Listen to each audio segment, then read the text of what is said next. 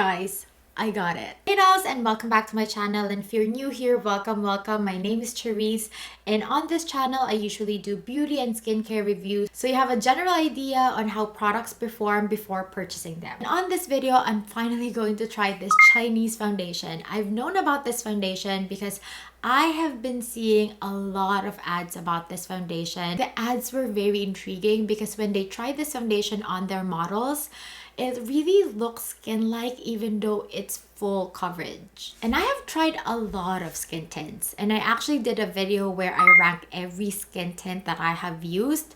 And if you're interested, I'll be putting the link down in the description bar below.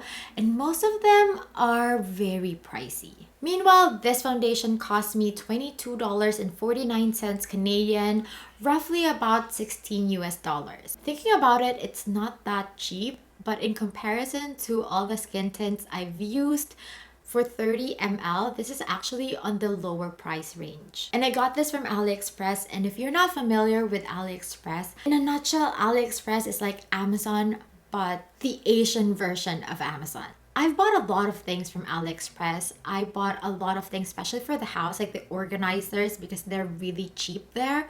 But I've never tried buying any makeup from AliExpress. When this foundation arrived, I didn't actually expect it to have a bougie packaging with the gold cap and the frosted glass. It really reminded me of the Estee Lauder Double Wear foundation. And if you'll notice, it says ADMD on the bottle. Don't be confused because I have looked everywhere and it's really called UODO foundation, but the bottle would say ADMD. While trying this on, I'll give you the description about this foundation. The description on their website actually has a lot of grammatical errors, so I'm going to interpret it as how I understand it.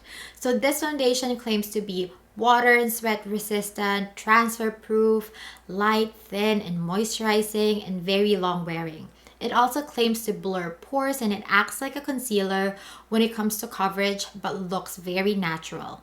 It has all the claims that you can think of. So there's only 3 shades available for this foundation, and I got the middle shade, which is W02. Okay, let's ignore that this is very fair on my skin tone. This foundation actually doesn't apply too seamlessly on the skin. I think I have to shake the bottle really well.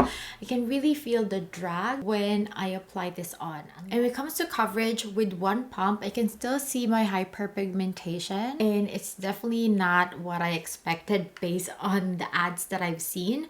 So let's add one more pump. I'm not gonna drag my foundation this time. I'm just gonna pat it. That looks so much better, but now I look like a ghost. Here's the thing also with Asian foundation. I'm not sure if this is still the case up to now. A lot of people like to be fair. Like there's a lot of brightening lotion, brightening toners to make your face really fair. Oh my god, look at that difference.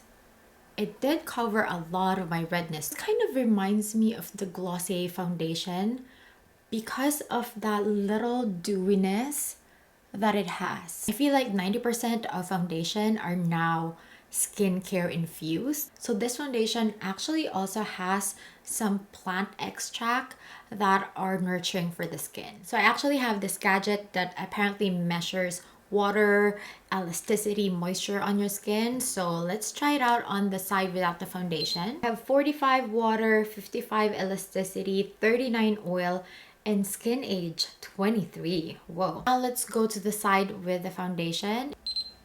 I'm not sure if this really works, but if it does, the foundation actually dried my skin out because now I have 39 water instead of the 45. I have 53 elasticity instead of the 55. I have 35 oil, which is less oil, and I have 39 here. And then my skin age is now 24 instead of 23. So that's what the gadget says. But on my skin, it feels really light.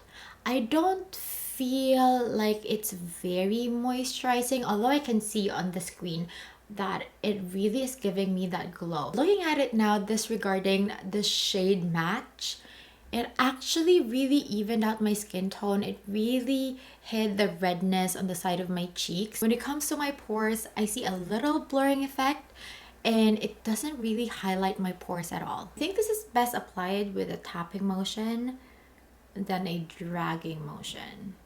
Oh my god, I look like a ghost. But I feel like it's not too bad now. I just need to drag it onto my neck, put it on my ears. When it comes to scent, this actually smells like baby lotion. So the scent is very mild, but it is not scent free. This is what it looks like with one layer. I'm going to use this cushion puff. This is what I usually use for BB creams.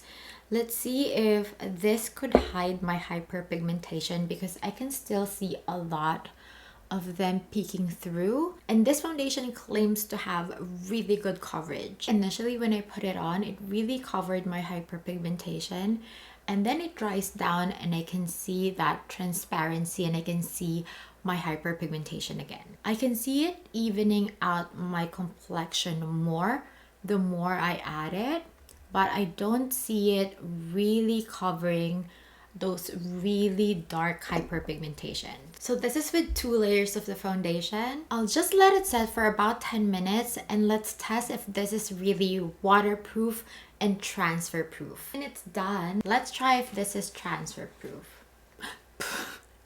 There's a lot of transfers.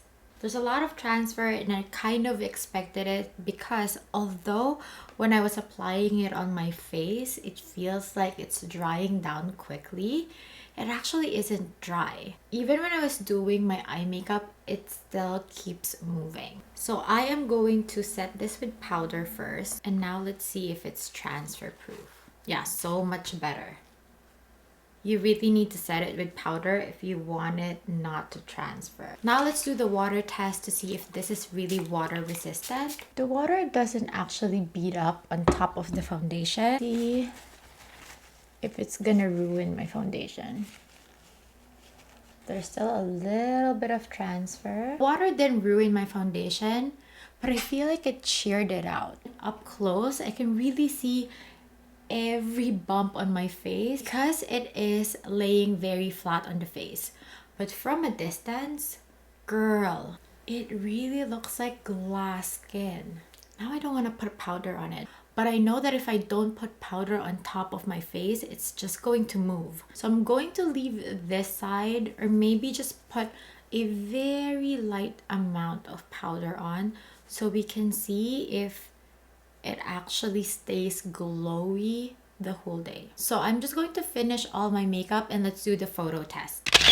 It actually looks very natural on photos, but obviously on flash photography, you can really tell the bad shade match. Before I do the wearability test, I'm going to set this foundation with the Scandinavia Makeup Finishing Spray. I know that it claims to be long wearing, but a lot of foundations are claiming to be long wearing, and it still needs a finishing spray, I find. So I'm going to be fair with this foundation because for most of my foundations, I always set it with a setting spray. So I'll be back after an hour for an oxidation test, but I don't know guys if you notice, this doesn't look too bad as compared to how it looked like initially. It really looks very fair on my skin tone. I'm not sure if it's because I just added some warmth on the perimeter of my face and I added some blush. That's why it doesn't look too bad. Or if it's because it's laying very thinly on the face that my natural shade is peeking through. 1 hour update, I didn't see any oxidation, and I was about to complain that this foundation is actually clinging on the side of my nose, and you can see the dryness on the side of my nose. But looking at my phone right now, I really appreciate this foundation. It looks very skin-like.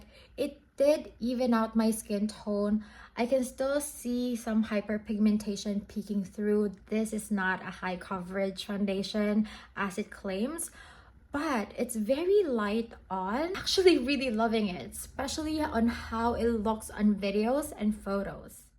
4th hour wear update. At this point, my T-zone is really getting oily and I'm seeing less coverage, especially on my nose and on the middle of my forehead.